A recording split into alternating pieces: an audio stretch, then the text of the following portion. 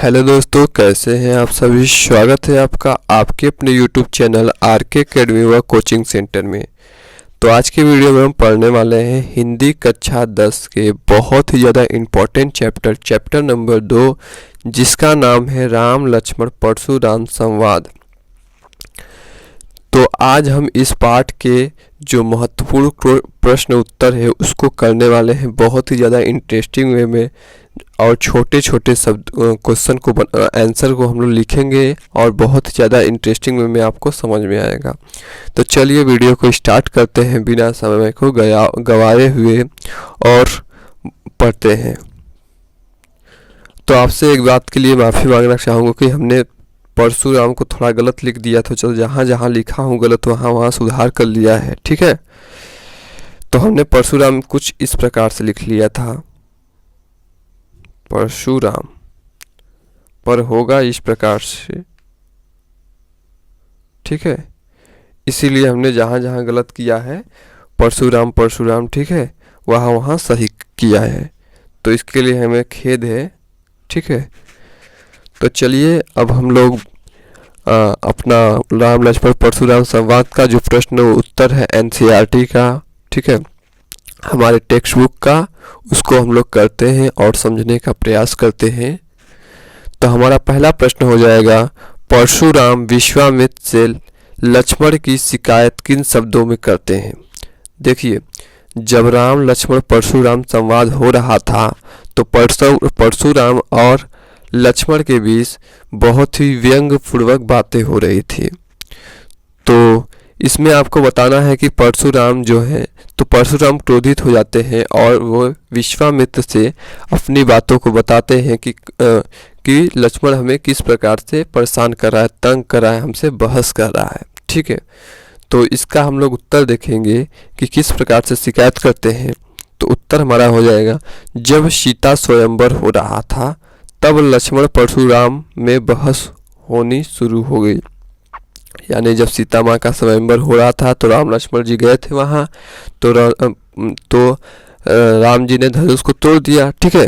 तो इससे परशुराम क्या हो गए, बहुत ही उग्र हो गए, बहुत ही ज़्यादा क्रोधित हो गए और उन्होंने लक्ष्मण को बोलना शुरू किया, उनसे बहस करना शुरू कर दिया। तब उनके गुरु जो विश्वामित्र हैं, उनके गुरु हुए, उनसे परशुराम शिकायत करते हैं। क्या शिकायत करते हैं, यह दो बालक राम लक्ष्मण कैसे धनुष तोड़ सकते हैं, यानी इतने छोटे होकर ये बड़ी सी शिव का धनुष कैसे तोड़ सकते हैं।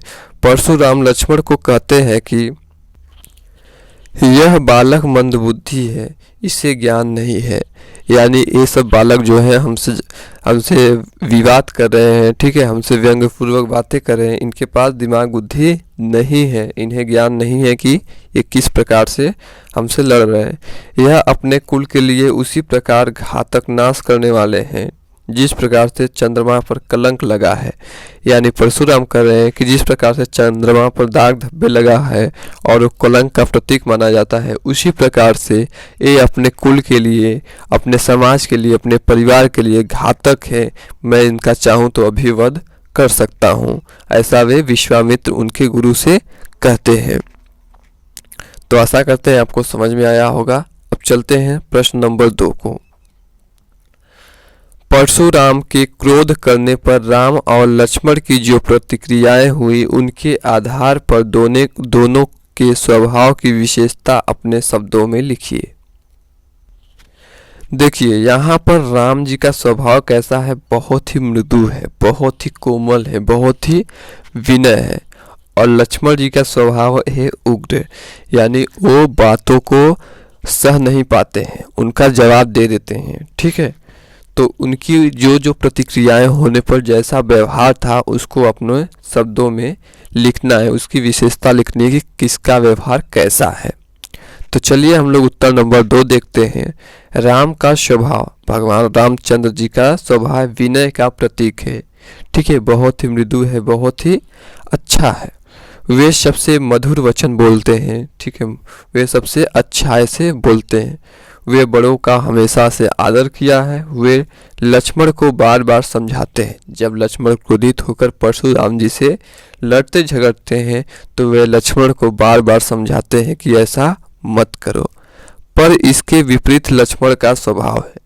राम जी का तो स्वभाव ऐसा है, पर लक्ष्मण जी इसके एक ठीक विपरीत है, यानी वे बातों को सहन नहीं कर पाते हैं। ठीक है,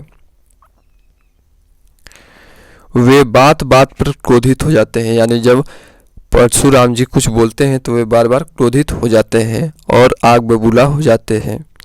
वे परशुराम से बार बार क्रोधवश बातें करते हैं। परशुराम जैसे अगर कुछ बोलते हैं तो वे बार बार क्रोध में आ जाते हैं और जो क्रोध में आती है बातें उन्हें बोलने लगते हैं। परशुराम जी यहाँ पे भी रहेगा, ठीक है, इसको मिस्टेक है जो उसे हम सुधार ले, नहीं तो सभी लोग ऐसा लिखेंगे। ठीक है, परशुराम जी उन्हें जान से मारने की धमकी देते हैं, पर ठीक है, और जब ऐसा बोलते हैं तो परशुराम भी उग्र बबूला हो जाते हैं कि छोटे छोटे बालक हमें ऐसी बातें बोल रहे हैं, जिससे वो क्या होते हैं, जान से मार देने की धमकी देने लगते हैं कि मैं तुम्हें आज ही जान से मार दूंगा। पर लक्ष्मण आज्ञाकारी हैं, पर लक्ष्मण जी हैं जो बहुत ज़्यादा आज्ञाकारी हैं। वो अपने भाई की यानी अपने भैया राम जी की आज्ञा का पालन करते हैं। ठीक है, अगर उनके भैया उन्हें शांत करने के लिए कह देंगे तो वो शांत हो जाते हैं। अगला हम लोग देखते हैं प्रश्न नंबर 3। प्रश्न नंबर 3 हमारा हो जाएगा, लक्ष्मण और परशुराम के संवाद का जो अंश आपको सबसे अच्छा लगा हो उसे अपने शब्दों में संवाद शैली में लिखिए। यानी आपको कोई भी ऐसा पैराग्राफ, कोई भी ऐसा पद हो जो आपको सबसे अच्छा लगा हो, उसको अपने शब्दों में लिखना है। कैसे लिखेंगे चलिए देखते हैं। तो हमारा उत्तर नंबर 3 हो जाएगा, ठीक है, कि लक्ष्मण जी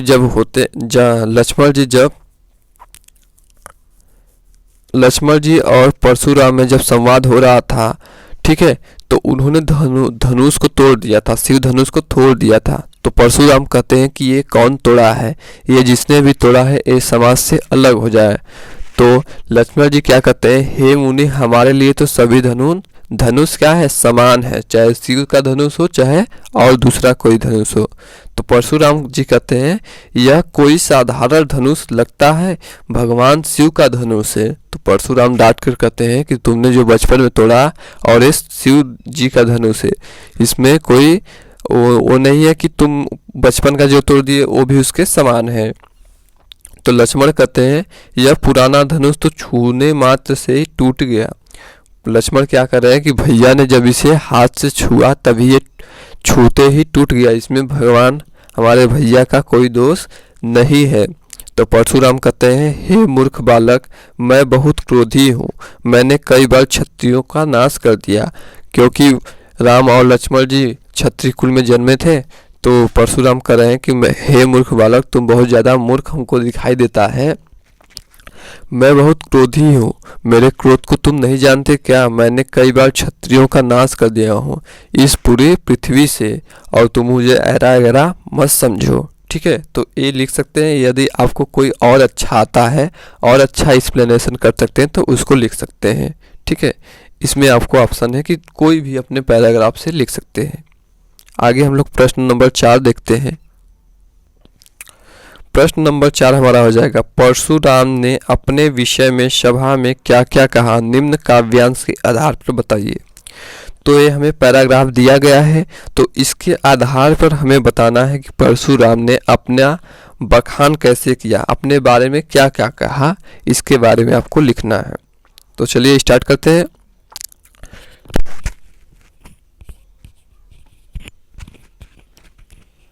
सॉरी, थोड़ा माइक गिर गया था। बाल ब्रह्मचारी अति कोही, विश्व विदित क्षत्रिय कुलद्रोही। परशुराम कह रहे हैं कि मैं क्या हूँ, बाल ब्रह्मचारी हूँ, मैं बचपन से ही ब्रह्मचार्य धारण किया हूँ और अति कोही हूँ। अति कोही का अर्थ क्या है कि मैं बहुत ज़्यादा क्रोध वाला व्यक्ति हूँ, मेरे अंदर क्रोध बहुत जल्दी आता है।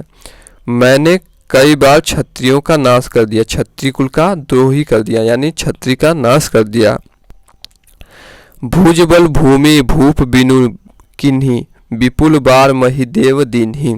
मैंने अपने भुज बल यानी भुजाओं के बल पर, भूमि भूप बिनु किन्ही भूनि भूमि यानी जो धरती है, भूप यानी राजाओं के बिना रहित कर दिया, यानी राजाओं का नाश कर दिया। और विपुल बार बहुत बार मही देव यानी जो ब्राह्मण देवता हैं उनको दान में दे दिया। सहस्रबाहु छेद निहारा परशु बिलुक महिप कुमारा, और मैंने सहस्रबाहु नामक राक्षस को मैंने मार डाला। मेरे अंदर इतनी शक्ति है कि मैंने सहस्त्रबाहु को मार डाला। मातु पिता ही जनित सोच बस कर ही महिष किशोर, तुम हे मूर्ख बालक, तुम अपने माता पिता को सोचकर मुझसे जबान मत चलाओ, नहीं तो अपने माता पिता का चिंतन करो कि वे कैसे जिएंगे, नहीं तो मैं अभी तुम्हें मार दूंगा। गर्भक के अर्भक दलन महसी परशु मोर अति घोर, कह रहे हैं कि जो गर्भ का बच्चा होता है उसके लिए भी मेरा फरसा जो होता है अति घोर, बहुत ही घातक होता है। ठीक है, अब इसका हम लोग हिंदी एक्सप्लेनेशन देखते हैं। तो इसका उत्तर हो जाएगा, परशुराम क्रोधित होते हुए कहा, मैं बचपन से ही ब्रह्मचार्य धारण किया हूँ। ठीक है, यही हमने बताया। मैं बहुत बार अपनी भुजाओं के बल पर राजाओं का नाश करके ब्राह्मणों में दान कर दिया। मैंने अपने शक्ति के आधार पर सहस्रबाहु का वध कर डाला। तुम भी अपने माता पिता के बारे में सोचो, तुम्हारा हाल क्या होगा, क्योंकि पेट में पल रहे बच्चे के लिए भी मेरा फरसा घातक है। और इस प्रकार से आपको लिख सकते हैं। ठीक है, अगर आपको किसी भी प्रकार का डाउट हो तो आप कमेंट करके पूछ सकते हैं। प्रश्न नंबर 5 हमारा हो जाएगा, लक्ष्मण ने वीर योद्धा की क्या क्या विशेषता बताई, यानी लक्ष्मण जी के अनुसार जो वीर योद्धा होते हैं उनकी क्या क्या विशेषताएं होती हैं, क्या क्या खूबियां होती हैं, इसके बारे में आपको बताना है। तो हमारा उत्तर हो जाएगा, लक्ष्मण ने वीर योद्धा की निम्नलिखित विशेषता को बताई है। क्या क्या बताई है? पहला हमारा लक्षण हो जाएगा, पहली हमारी विशेषता हो जाएगा, वीर पुरुष अपनी वीरता नहीं बताते हैं, जो कायर होते हैं वही ऐसा करते हैं। जब परशुराम और लक्ष्मण में संवाद हो रहा था तो लक्ष्मण उन्हें ऐसा नीचा दिखाने के लिए कहते हैं कि आप वीर हैं पर अपनी विशेषता खुद ही बता रहे हैं।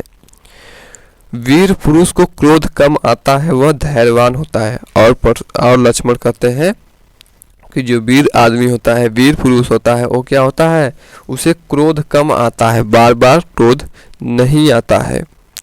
वीर आदमी सहनशील होता है, वह किसी को अपशब्द नहीं बोलता। लक्ष्मण जी कह रहे हैं कि वीर आदमी को कितना भी बोलो, डांटो, मारो, वो सहनशीलता में ही रहता है। जब उसकी सहनशीलता की हद पार होती है तब आगे का कदम उठाता है और किसी को अपशब्द या गाली नहीं देता है। वीर पुरुष की ये विशेषता है।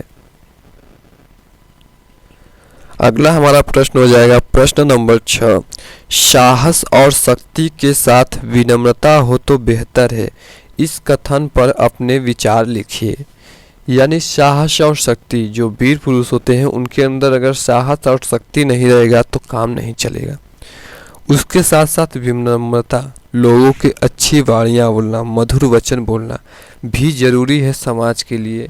तो इसे आप कैसे बताएंगे, अपने इस पर विचार लिखना है कि एक कथन कैसे सत्य है।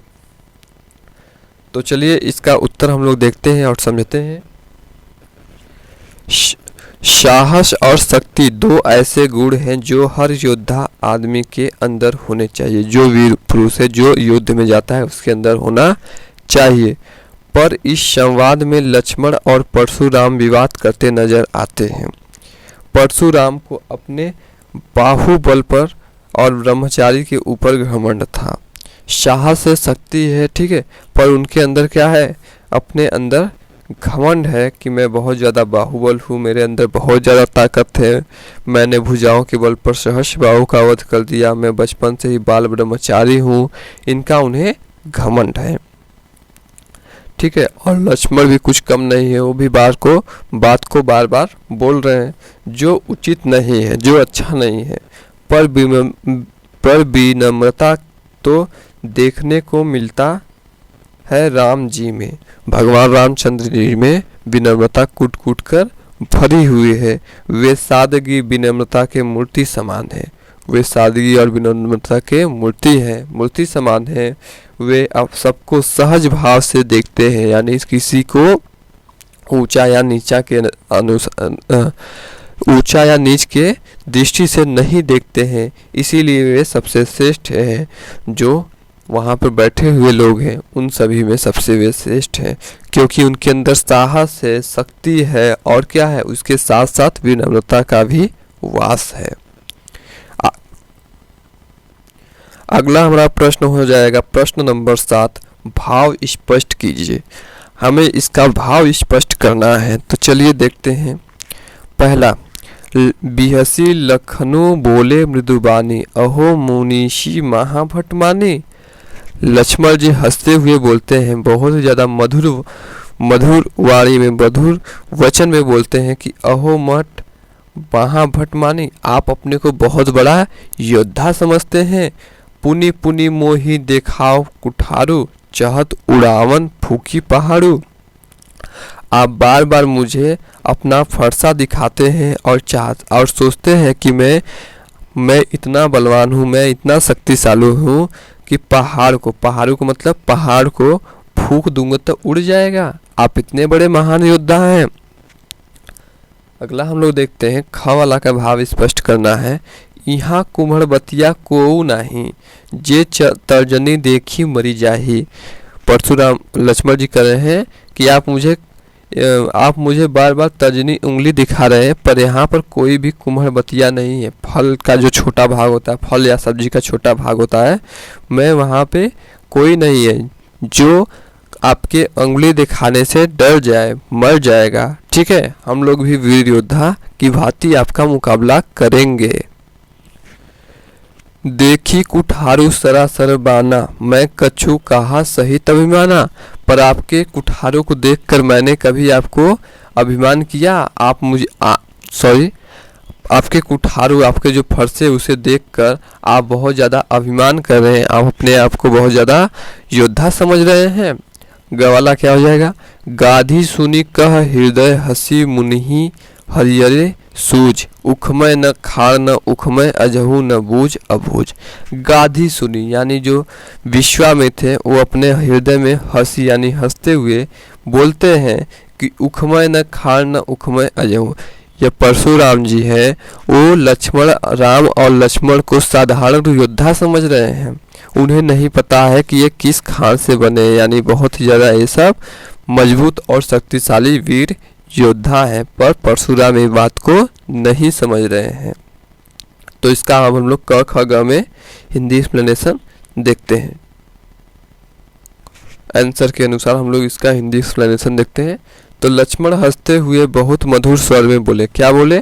आप अपने आप को बहुत बड़ा योद्धा समझते हैं, आप बार बार अपना फरसा हमें दिखाते हैं, आप ऐसा सोचते हैं कि अगर मैं फूंक दूंगा तो पहाड़ उड़ जाएगा। यही हमने पढ़ा है। ठीक है, खवाला क्या हो जाएगा? परशुराम के अंगुली दिखाने पर लक्ष्मण ने रोकते हुए कहा कि यहाँ कोई कुम्हड़ा, जो छोटा फल होता है, फल का छोटा भाग होता है, कोई नहीं है जो आपको देखकर डर जाए, आपकी तर्जनी अंगुली को देखकर डर जाए। आप अपने फरसे को बार बार देखकर क्या सोचते हैं? आप ही सबसे बड़े योद्धा हैं? ऐसा नहीं है। और अगला हमारा प्रश्न उत्तर हो जाएगा ग वाला, गाधी सुनी कह हृदय हंसी जाने वाला। लक्ष्मण और परशुराम के व्यंग पूर्वक बातों को सुनकर विश्वामित्र ने अपने मन में सोचा कि परशुराम जी कितने नासमझ हैं। ठीक है, वे राम लक्ष्मण को साधारण बालक समझ रहे हैं। वे दोनों लौहमयी तलवार की भांति पराक्रमी है, यानी बहुत ही ज़्यादा जैसे लोहा का तलवार होता है उसी प्रकार से पराक्रमी है, वीर है। ठीक है, वे किसी के साथ मुकाबला कर सकते हैं, चाहे जो कोई हो उनके सामने। अगला उत्तर हम लोग देखते हैं। प्रश्न नंबर 8 हमारा हो जाएगा, पाठ के आधार पर तुलसी के भाषा सौंदर्य पर 10 पंक्तियां लिखिए। यानी तुलसी जी इस राम लक्ष्मण परशुराम जी के संवाद को लिखे, तो उनके भाषा संवाद पर सौंदर्य पर 10 पंक्तियां को लिखना है। तो उत्तर हमारा हो जाएगा, तुलसी जी के भाषा सौंदर्य पर 10 पंक्तियां निम्नलिखित है। पहली क्या है, सॉरी हमने 4 ही लिखा है, इसके लिए खेद है, आप अपने से कुछ लिख सकते हैं बनाकर, ठीक है। तो क्या हो जाएंगी, उनकी भाषा सरल, ठीक है, सरल, सरस और मधुर है। उन्होंने अपनी भाषा में चौपाई, दोहा, छंद आदि को शामिल किया है जिससे और ज़्यादा प्रभावशाली हो सके। लक्ष्मण के वचन में अलंकार का प्रयोग किया गया है जो उनकी बातों को और ज़्यादा उत्तेजित कर देता है। चौथा हो जाएगा, भाषा को कोमलता और गेयता के साथ प्रस्तुत किया गया है जिससे सुनने वाले मंदमुग्ध हो जाते हैं। और हमने लिखने का प्रयास किया पर भूल गए, ठीक है, 10 पंक्ति लिखना था, फिर भी इतना काफ़ी है। आप नहीं तो अपने हिसाब से कुछ और लिख सकते हैं, ठीक है, नहीं होगा तो आप कमेंट कर सकते हैं, हम फिर से लिख कर वीडियो बना देंगे। प्रश्न नंबर 9 हो जाएगा, इस पूरे प्रसंग का व्यंग अनूठा सौंदर्य है, उदाहरण के साथ स्पष्ट कीजिए। यानी जो भी आपको अच्छा लगा हो इस प्रसंग में सबसे ज़्यादा वही आपको बताना है। तो सर्वप्रथम राम जी ने कहा, शिव जी का धनुष तोड़ने वाला आपका ही कोई दास होगा, आप इतनी क्रोध क्यों कर रहे हैं। तब परशुराम क्रोधित होकर कहते हैं, सेवक का काम होता है कि वो सेवा करे, जो भी धनुष को तोड़ा है वह समाज से अलग हो जाए, नहीं तो सारे राजा मारे जाएंगे, सभी राजा मारे जाएंगे। और उनकी बातों को सुनकर लक्ष्मण बोलते हैं, हमने बचपन में बहुत धनुहियाँ तोड़ डाली पर आप उस पर इतना क्रोध तो नहीं किया। और व्यंग एक दूसरे पर करते रहते थे। और इसी प्रकार से जो एक दूसरे से व्यंग करते रहते हैं लक्ष्मण और परशुराम, यहीं से चालू हो जाता है। तो यही हमें सबसे ज़्यादा अच्छा लगा, यही हमने लिख लिया। अब हम लोग देखते हैं प्रश्न नंबर 10 कि अलंकार को पहचानिए, ठीक है। तो हमारा क वाला हो जाएगा, बालकू बोली बधो नहीं तो ही। यानी देखिए यहाँ पे ब आया, यहाँ पे ब आया, यहाँ पे ब, यानी किसी वर्ण की आवृत्ति यानी बार बार का आना क्या हो जाएगा, वो हो जाता है अनुप्रास अलंकार हो जाता है। तो बार बार ब आने की वजह से यहाँ पर अनुप्रास अलंकार हो जाएगा। अगला हम लोग देखते हैं, कोटि कुलिस सम वचन तुम्हारा। देखिए कोटि कुलिस यानी करोड़ों वचनों के समान है आपका वचनों यानी आपका वचन, ठीक है। यानी कोटि कुलिस इसकी तुलना की जा रही है, ठीक है। तो परशुराम जी के वचन की तुलना करोड़ों व्रज से किया जा रहा है। कोटि कुलिस यानी करोड़ों व्रज से किया गया है, इसलिए यहाँ उपमा अलंकार होगा। जहाँ तुलना किया जाएगा वहाँ उपमा अलंकार होगा। वहीं यहाँ पे देखेंगे हम कोटि कुलिस यानी क की आवृत्ति, क की आवृत्ति, ठीक है। कोटि कुलिस यानी क की आवृत्ति की वजह से यहाँ अनुप्रास अलंकार भी होगा। लेकिन आपको पूछा जाएगा तो सबसे पहले बताएंगे उपमा अलंकार, फिर उसके बाद आप अनुप्रास अलंकार लिख सकते हैं। अगला हमारा प्रश्न हो जाएगा, तुम तो कालू हाक जनु लावा, बार बार मोही लागे बुलावा। यहाँ पे देखिए कि जनु शब्द आने से उत्प्रेक्षा अलंकार है, वही बार बार में पुनरुक्ति प्रकाश अलंकार है। देखिए बार बार आया है तो पुनरुक्ति प्रकाश अलंकार हो जाएगा। वही देखिए जो उत्प्रेक्षा अलंकार का ट्रिक क्या होता है हमने बताया अपने वीडियो में, मनु मानो, ठीक है, मनु मानो, जनु जानो, ज्यों त्यों, जैसे अगर शब्द आते हैं तो क्या होता है, उत्प्रेक्षा अलंकार हो जाता है। तो इस प्रकार से आप याद रख सकते हैं, एक ट्रिक है कि उत्प्रेक्षा अलंकार के लिए ये शब्द जरूर आपको ढूंढने चाहिए। अगला हमारा हो जाएगा घ वाला, लखन उतर आहुति शरीश, भृगुबर कोपु कृषाणु, बढ़त देखी जल सम वचन बोली, बोले रघुकुल भानु। यानी इसमें कोपु कृषाणु में क्या कौन सा अलंकार हो जाएगा, रूपक अलंकार हो जाएगा। कोपु कृषाणु यहाँ पे देखिए क्यों हो जाएगा, क्योंकि कृषाणु में कोपु यानी क्रोध रूपी अग्नि में का भेद आरोप है। यानी उन्होंने जब लक्ष्मण और परशुराम संवाद हो रहा था तो परशुराम क्रोध के समान वचन बोल रहे थे, ठीक है, तो इस प्रकार इसमें आरोप लग जाता है। वही जल सम वचन, जल के समान वचन बोलना है, या जल के तुलना कर रहे हैं कि जल के समान अपनी वचन बोल रहे हैं, तो ये इस प्रकार से क्या हो जाएगा, उपमा अलंकार हो जाएगा। जहाँ पर तुलना किया जाए, ठीक है, जहाँ पर तुलना किया जाए वहाँ क्या होता है, उपमा अलंकार होता है, वहाँ पर उपमा अलंकार होता है। तो चलिए दोस्तों, मिलते हैं नेक्स्ट वीडियो में। धन्यवाद।